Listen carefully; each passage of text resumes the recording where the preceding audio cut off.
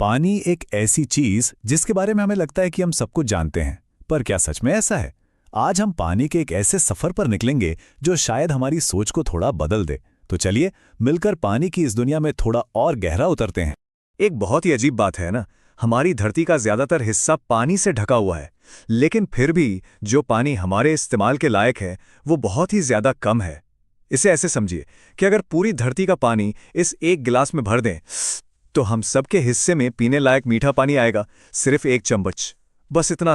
तो ये जो हम अपनी धरती को एक पानी का ग्रह या ब्लू प्लैनेट कहते हैं, इस बात में आखिर सच्चाई कितनी है? चलिए इस सफर के पहले पड़ाव में इसी को समझते हैं। देखिए, ये बात सच है कि हमारी धरती की सतह पर पानी ही पानी है, पर उसका लगभग सारा हिस्सा समंदरों में है, और वो पानी है खारा। मतलब उसे ना तो हम पी सकते हैं और ना ही उससे खेती कर सकते हैं। तो फिर हमारे काम का मीठा पानी बचा कितना? यकीन करना मुश्किल है, पर 1% से भी कम। सोचिए, 1% से भी कम पानी जिस पर हम सब, इंसान, जानवर, पेड़ पौधे, मतलब पूरी की पूरी जिंदगी टिकी हुई है। तो भाई सवाल ये उठता है कि ये इतना जरूरी मीठा पानी आखिर आता कहां से है? इसका जवाब छुपा है कुदरत के एक कमाल के सिस्टम में, जिसे हम वाटर साइकिल या जल चक्र कहते हैं।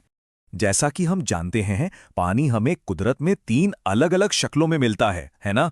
ठोस यानी बर्फ, तरल यानी हमारी नदियों और बारिश का पानी, और गैस यानी भाप या वाष्प। इस पूरे चक्र की शुरुआत होती है सूरज से।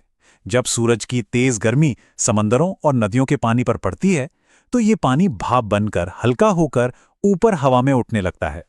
इसी को हम इवैपोरेशन कहते हैं। अब ये जो भाप ऊपर आसमान में जाती है, वहां जाके ये ठंडी हो जाती है, और जैसे ही ये ठंडी होती है, ये वापस पानी की नन्ही नन्ही बूंदों में बदल जाती है। और जब ऐसी करोड़ों बूंदें एक साथ जमा हो जाती हैं, तो बन जाते हैं बादल। इस प्रोसेस को कंडेंसेशन कहते हैं। और ये सिलसिला, ये चक्र लगातार चलता रहता है। पानी का जमीन से आसमान जाना और फिर बादलों से बारिश बनकर वापस जमीन पर आना, यही है पूरा वाटर साइकिल। और सच कहिए तो इसी साइकिल की वजह से इस धरती पर जिंदगी मुमकिन है। अच्छा, तो बादल बन गए, बारिश भी हो गई। अब उस बारिश के पानी का क्या होता है? वो जमीन पर अपना रास्ता कैसे बनाता है? चलिए अब बारिश की बूंदों के साथ साथ हम भी आगे बढ़ते हैं और देखते हैं। इसे समझने का एक बड़ा ही मजेदार तरीका है। मान लीजिए हमने कागज को मोड़ तोड़कर ऊबड़ खाबड़ पहाड़ जैसा बना दिया। अब अगर हम उसकी चोटी से कुछ सरसों के दाने गिराएं तो क्या होगा? वो सीधे नीचे नहीं आएंगे, है ना? वो कागज की सिलवटों और ढलानों के साथ साथ अपना रास्ता बनाते हुए फैल जाएंगे।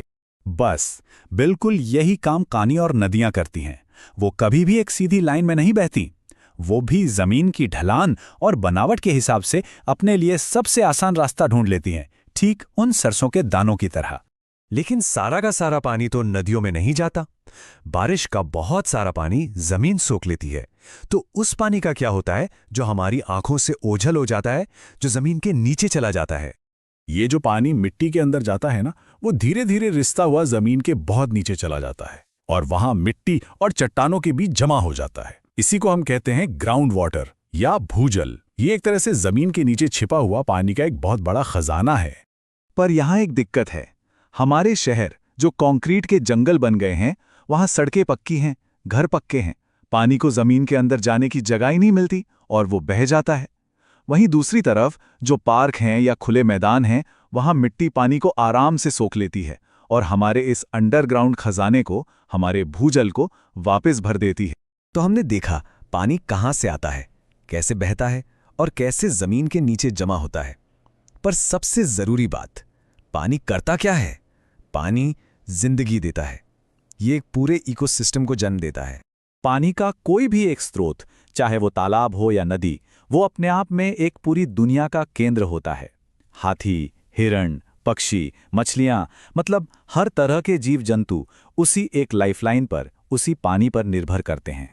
और ये जो तालाब और झीलें होती हैं ना, ये तो बायोडाइवर्सिटी के यानी जैव विविधता के हॉटस्पॉट होते हैं। पानी के ऊपर, पानी के नीचे, किनारों पर हर जगह जिंदगी पनपती है, एक खूबसूरत और जटिल दुनिया।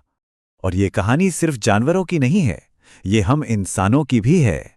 अगर इतिहास उठाकर देखें तो दुनिया की सारी बड़ी बड़ी सभ्यताएं कहाँ बसीं?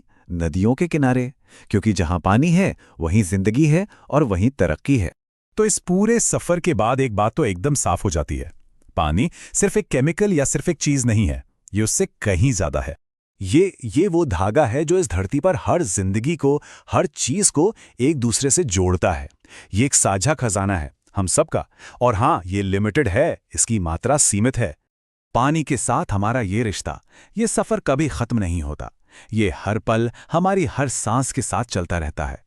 तो अब सबसे बड़ा सवाल ये है कि हम सब मिलकर इस कीमती खजाने को, इस साझा विरासत को बचाएंगे कैसे?